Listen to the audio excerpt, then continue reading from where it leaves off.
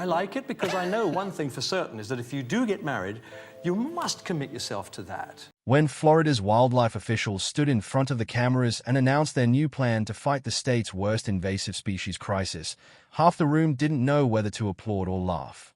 The plan sounded like something out of a bad monster movie. Catch giant predatory snakes alive, strap tracking devices onto their bodies, and set them loose again, deeper into the swamp, on purpose.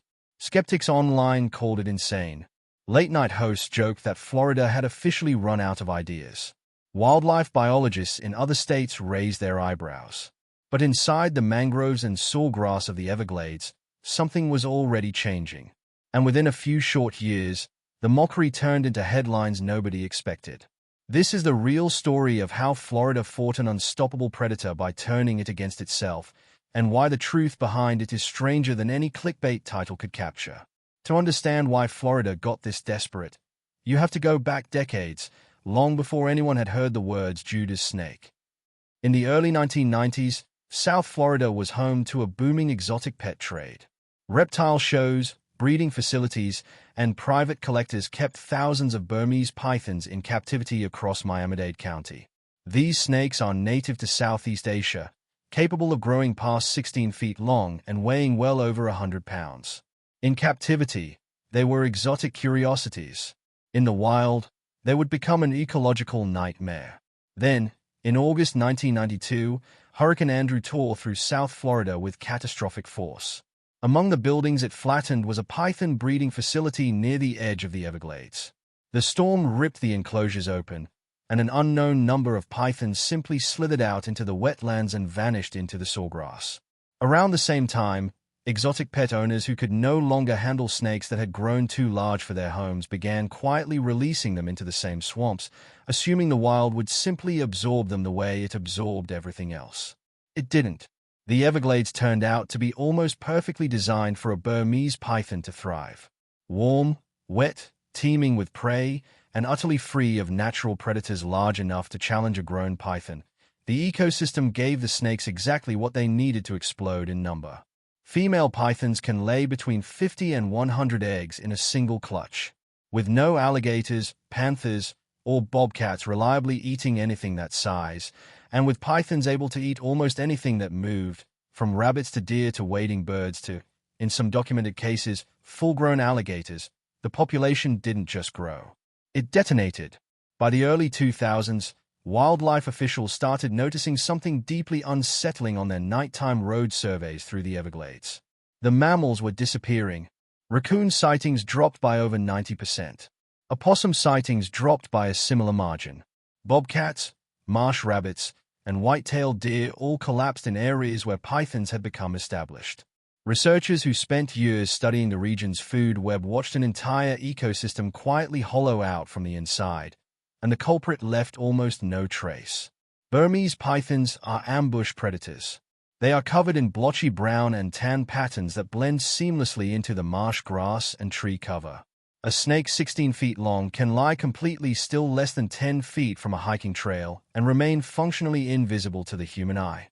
For years, Florida tried to fight back the way most people would expect. They organized hunts. They offered bounties. They created the Python Elimination Program in 2017, paying trained contractors an hourly wage plus a bonus based on the length of every snake they brought in. They launched the now famous Florida Python Challenge, an annual public hunting competition that draws hundreds of participants from across the country, all competing for cash prizes for the most and the largest pythons removed from public lands. These programs worked, in the sense that they removed real snakes and raised real public awareness.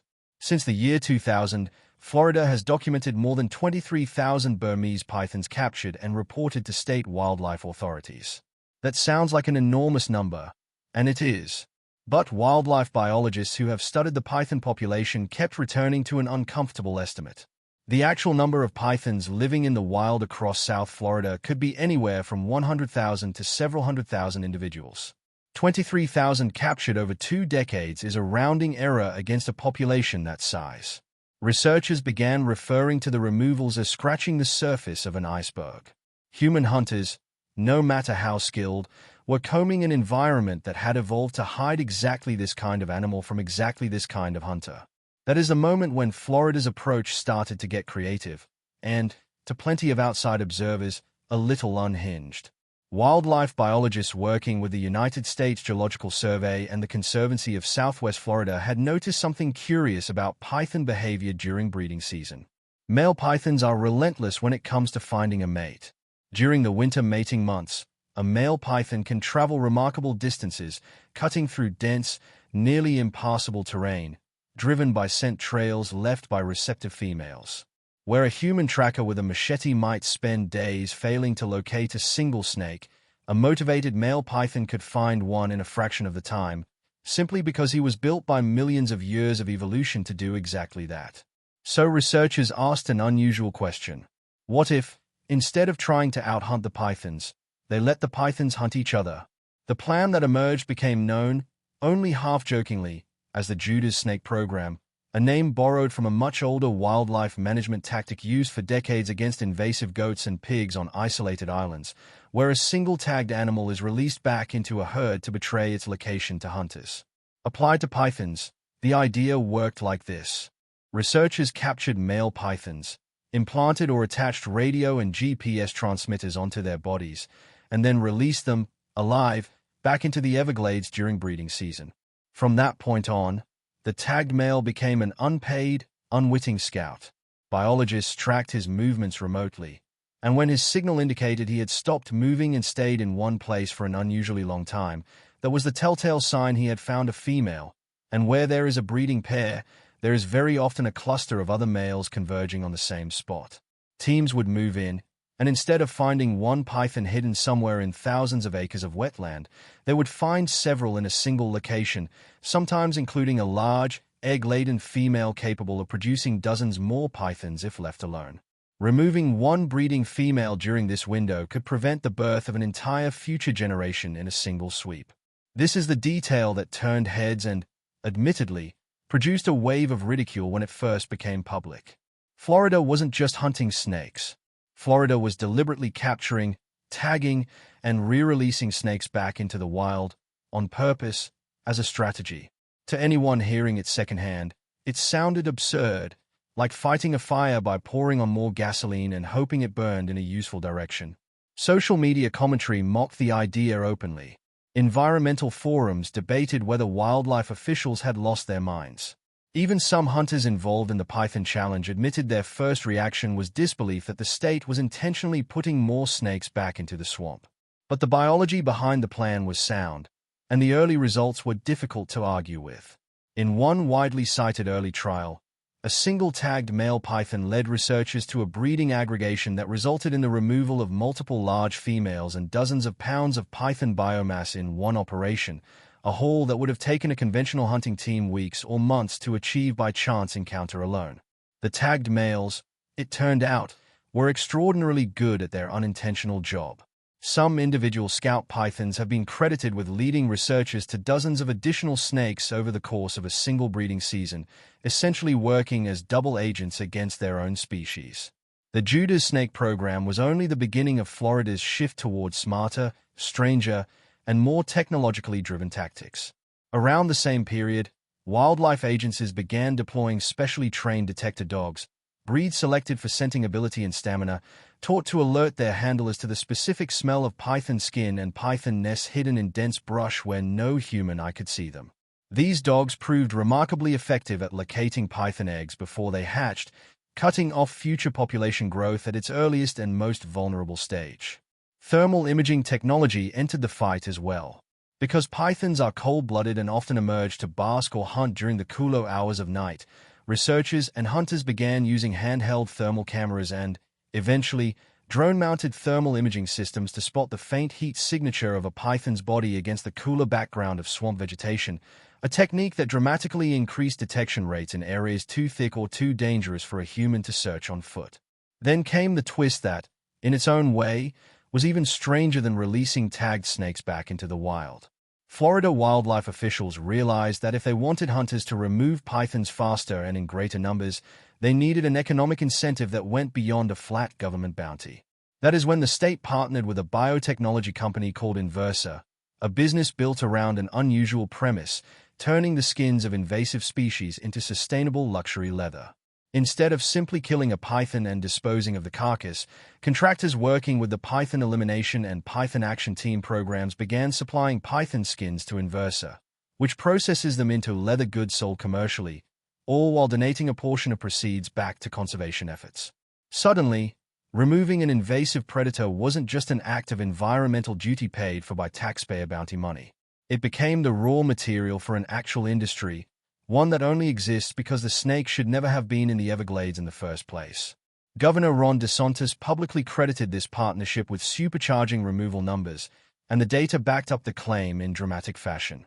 In the 3-month stretch from May through July of 2025 alone, contractors removed more than 1,000 pythons, compared to only a few hundred during that same window the year before, with a single record-breaking month in July accounting for nearly 750 pythons removed on its own.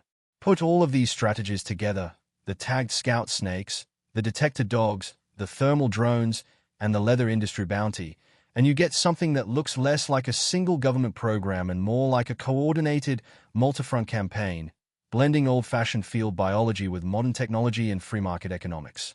It is not a magic solution. Wildlife officials are the first to admit that Burmese pythons will likely never be fully eradicated from South Florida. The terrain is too vast, too dense, and too forgiving for a predator this well camouflaged. Complete elimination, in the traditional sense, is almost certainly off the table. But total eradication was never really the goal that mattered most. Suppression is slowing reproduction, protecting the most ecologically sensitive breeding grounds, and giving native species like the marsh rabbit and the round-tailed muskrat, virtually wiped out in the hardest-hit areas, a fighting chance to recover their numbers.